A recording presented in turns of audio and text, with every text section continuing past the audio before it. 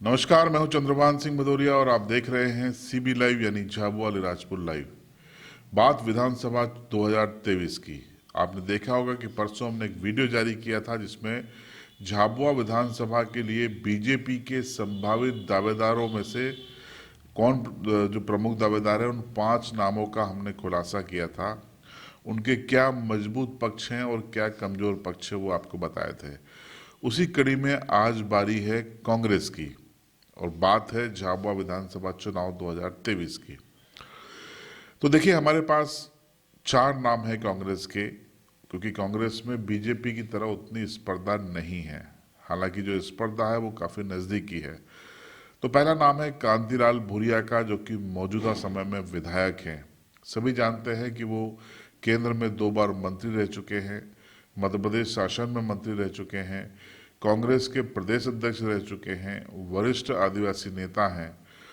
और इसी आपने देखा होगा कि झाबुआ विधानसभा उपचुनाव 2019 में उन्होंने एक बड़े अंतर से चुनाव भी जीता था। तो अब वो एक फिर से प्रबल दावेदार हैं, क्योंकि वो 5-6 बार विधायक और सांसद रहे हैं इतनी ही बार।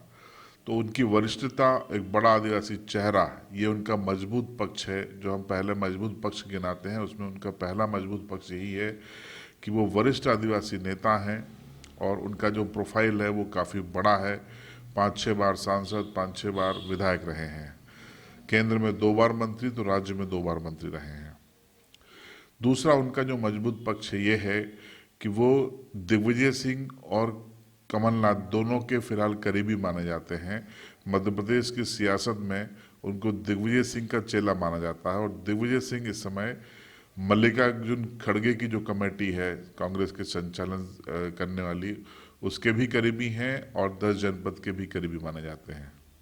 तो ये कांतिलाल भूरिया के मजबूत पक्ष थे जो उनकी दावेदारी को फिर से मजबूत बनाते हैं 2023 के विधानसभा चुनाव के लिए। लेकिन उनके कुछ कमजोर पहलू भी हैं।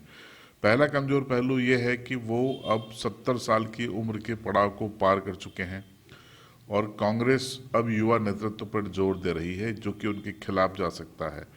आपको याद हो कि बीते विधानसभा उपचुनाव में बोरी की एक जनसभा में दिग्विजय सिंह ने भाषण देते हुए कांतिलाल भूरिया का ये अंतिम चुनाव है ऐसा बोलकर संबोधित किया था, जिसके बाद ये कयास लगाए जा रहे थे कि वो 2023 का चुनाव नहीं लड़ेंगे। ये उनका कमजोर पक्ष है। इस आधार पर उनका टिकट काटा जा सकता है अगर मामला 10 जनपद के सामने जाता है तो। दूसरा उनका जो कमजोर पक्ष ये है कि विकास का वो झाबुआ मॉडल अभी तक नहीं बता पाए हैं, जबकि वो लंबे समय से सियासत में है। 2019 के विधानसभा चुनाव में उनको छिंदवाड़ा मॉडल के सहारे वोट मांगने पड़े, तब वो चुनाव जीते थे, सरकार उनके साथ में थी। ये उनका एक कमजोर पहलू है, इसको बीजेपी भुनाती रही है। तो ये वो उनके कमजोर पहलू हैं जो उनकी दावेदारी को कमजोर करता है। अब हम बात कर लेते हैं कांग्रेस की ओर से अगले चेहरे की। अगला चेहरा है डॉक्टर विक्रांत भूरिया। कांतिलाल भूरिया के बेटे हैं, डॉक्टर हैं और इस समय मध्य प्रदेश युवक कांग्रेस के प्रदेश अध्यक्ष हैं। पूरे मध्य प्रदेश में घूम रहे हैं। वो भी एक प्रबल दावेदार हो सकते हैं। अगर कांतिलाल भूरिया को टिकट कटता है तो विक्रांत भूरिया को टिकट दिलवाने के लिए वो पूरा जोर लगाएंगे।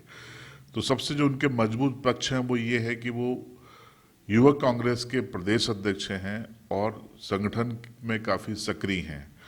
दूसरा उनका मजबूत पक्ष है कि वो दिग्विजय सिंह, कमलनाथ दोनों के करीबी हैं। इसके अलावा युवक कांग्रेस के जो राष्ट्रीय अध्यक्ष हैं श्रीनिवासन, उनके बेहद करीबी माने जाते हैं। और आप सभी जानते हैं कि श्रीनिवासन डी शिव कुमार के करीबी हैं, जो कि सोनिया गांधी के बेहद करीबी माने जाते हैं, कर्नाटक के बड़े नेता हैं। तो ये उनके प्रोफाइल में एक बड़ा नाम जुड़ता है। इसके अलावा वो युवा हैं, शिक्षित हैं, डॉक्टर हैं। ये उनका मजबूत पक्ष है, एक बार विधानसभा चुनाव लड़ भी चुके हैं। अब उनके कमजोर पक्ष की हम बात कर लेते हैं।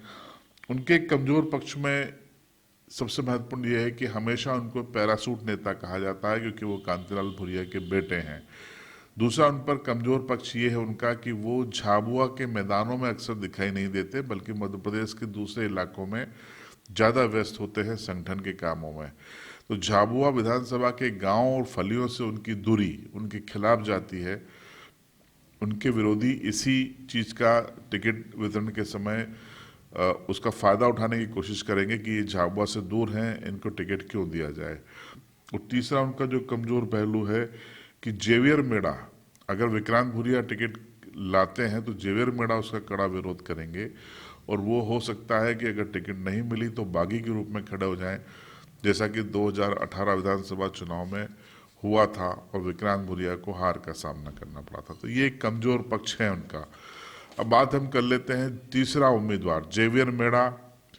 जेवियर मेड़ा सभी जानते हैं कि बीजेपी को हरा के 2008 में विधायक बने थे। उसके बाद उन्होंने 2013 का चुनाव भी लड़ा, लेकिन कलावती भूरिया की बगावत के कारण उनको चुनाव में हार का सामना करना पड़ा। 18 में उन्होंने टिकट मांगा लेकिन नहीं मिला, विक्रांत भूरिया को मिल गया। तब उन्होंने बागी होकर चुनाव लड़ा और कांग्रेस को हार का सामना करना पड़ा। 2019 के विधानसभा उपचुनाव में वो फिर दावेदारी कर रहे थे, लेकिन कमलनाथ ने उन्हें समझाया, मैनेज किया और उन्होंने अपनी दावेदारी वापस ली और कांतिलाल भूरिया के पक्ष में प्रचार किया। तो वो भी एक प्रमुख दावेदार हैं। अब जेवियर मेड़ा के जो मजबूत पक्ष हैं वो ये है कि वो पूर्व में 2008 में विधायक रहे हैं और 2013 का चुनाव भी उन्होंने लड़ा है। दूसरा, वो 10 जनपद के करीबी माने जाते हैं। अभी उनकी करीबी है या नहीं हम नहीं कह सकते, लेकिन उनके लिंक 10 जनपद तक जरूर है। ये उनका मजबूत पक्ष है। एक अन्य मजबूत पक्ष में वो युवा हैं और बोरी और पिटोल क्षेत्र, जो कि झाबुआ विधानसभा के लिए काफ़ी महत्वपूर्ण माना जाता है, वहाँ उनकी जमीनी पकड़ काफ़ी मजबूत मानी जाती है।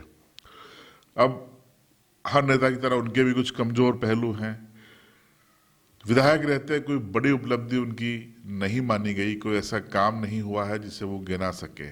हालांकि उनके समर्थकों के अनुसार उस समय मध्य प्रदेश में बीजेपी की सरकार थी, तो काम करने की स्थिति में शायद वो नहीं थे। दूसरा महत्वपूर्ण चीज़ है कि अक्सर उन पर यह आरोप है कि वो टिकट की दावेदारी करते हैं लेकिन फिर अंत में समझौते कर लेते हैं। इससे उनके समर्थक नाराज हैं और उनके समर्थक इसी आदत की वजह से उनसे छिटक भी सकते हैं। तीसरा कमजोर पहलू यह है कि विक्रांत भूरिया अब उनके मुकाबले शायद 10 जनपद के ज़्यादा करीबी होने की कोशिश में है और अगर ये कोशिश कामयाब रही तो जेवियर मेड़ा का ये पहलू कमज़ोर हो सकता है। चौथा जो अन्य नाम है वो विजय भाबर का बिल्कुल युवा चेहरा है। हाल ही में जिला पंचायत में वो चुनाव लड़े और जीते हैं।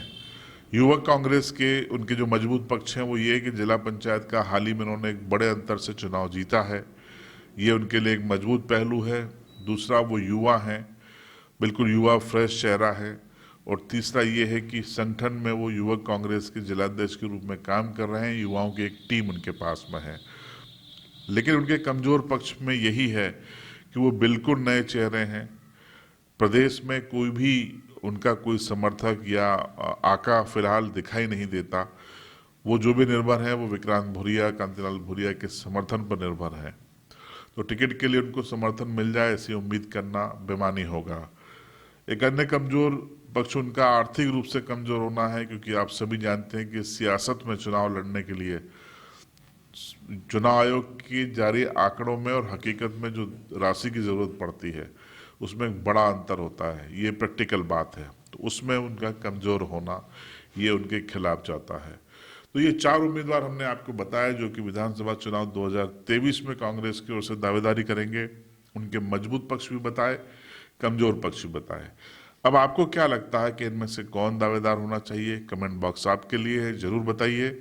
चैनल पर नए हो तो सब्सक्राइब कीजिएगा, क्योंकि हम पश्चिमी मध्य प्रदेश की सभी विधानसभा सीटों का आपको यही प्रमुख चेहरे बताते रहेंगे, बाद में चौपाल लेकर आपके बीच में आते रहेंगे। और जल्दी ही देखना मत भूलिएगा हमारा खास शो कैसा हो आपका विधायक। बने रहिएगा झाबुआ लाइव के साथ।